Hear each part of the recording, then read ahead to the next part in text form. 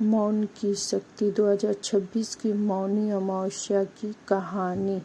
सर्दी की शांत सुबह थी। माघ महीने की अमावस्या की रात अभी अभी बीती थी।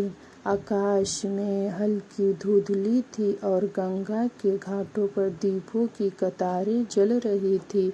यहाँ 2026 की मौनी अमावस्या थी, वह दिन जब शब्द नहीं बल्कि मौन बोलता है।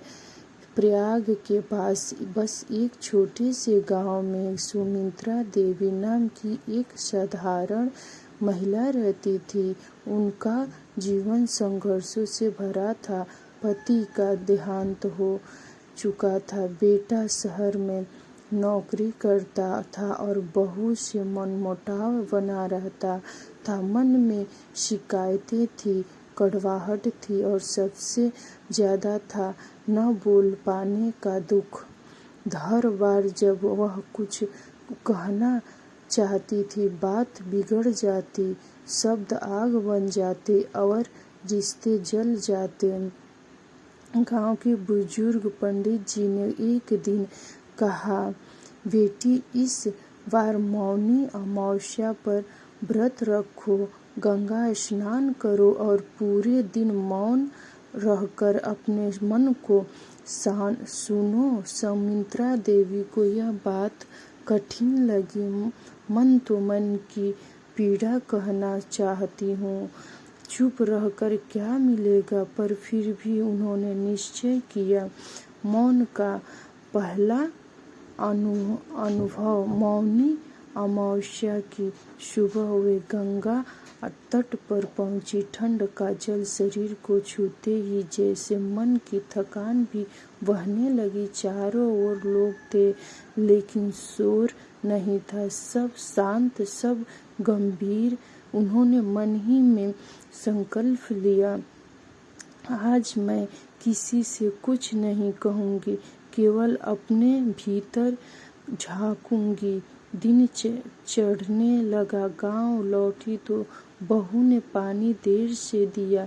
सामान्य दिन होता तो तकरार हो जाती, लेकिन आज सुमित्रा देवी चुप रही।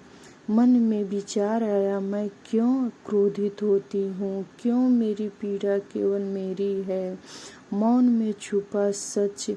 दोपहर होते होते मौन भारी लगने लगा। मन पुराने घावों को कुरेदने लगा। बेटे की बेरुखी, बहू की बातें, समाज की उपेक्षा सब सामने आने लगे। लेकिन आज वे भागी नहीं रही थी, वे पहली बार अपने ही मन से बात कर रही थी। उन्होंने आया जब वे खुद वह बहू ने बनकर आई थी, तब उन्होंने भी किसी ने समझा नहीं था। जब वे थकी होती थी तब भी उनसे उम्मीदें की जाती थी। उनकी आंखों से आंसू बहने लगे। मौन ने उन्हें दोष नहीं सिखाया, मौन ने उन्हें समझ सिखाया। शाम को परिवर्तन। शाम को बेटा शहर से आया। उसने माँ को शांत देखा, न कोई शिकायत, न कोई प्रश्न। बेटे ने खुद पूछा, माँ, आज आप कुछ कह क्यों नहीं रही हो? सुमित्रा देवी ने हल्की मुस्कान से बस इतना कहा, आज मौन अमावस्या है बेटा। उस एक वाक्य में इतनी शांति कि बेटा भी ठहर गया। पहली बार उसने माँ को ध्यान से देखा, झुकी पीठ, थकी आंखों, लेकिन शांत चेहरा। उस रात बेटे और बहू ने खुद आगे बढ़कर माँ के चरणों छुए। मौन की असली सीख। अगली सुबह सुमित्रा देवी ने व्रत खोला। वे वही थी, लेकिन फिर भी बदली हुई। उन्होंने समझ लिया था, हर बात कह देना जरूरी नहीं है, हर लड़ाई जीतनी जरूरी नहीं है। कभी कभी चुप रहकर रिश्ते बचे जाते हैं। 2026 की मौनी अमावस्या ने उन्होंने सिखाया कि मौन कमजोरी नहीं, सबसे बड़ी शक्ति है। इस कहानी से हमें क्या सीख मिलती है? मौन आत्मचिंतन का मार्ग है। जब हम चुप होते हैं तब मन बोलता है और सच सामने आता है। क्रोध से पहले मौन जरूरी है। कई रिश्ते केवल इसलिए टूटते हैं क्योंकि हम समय पर चुप नहीं रहते। मौनी अमावस्या केवल व्रत नहीं,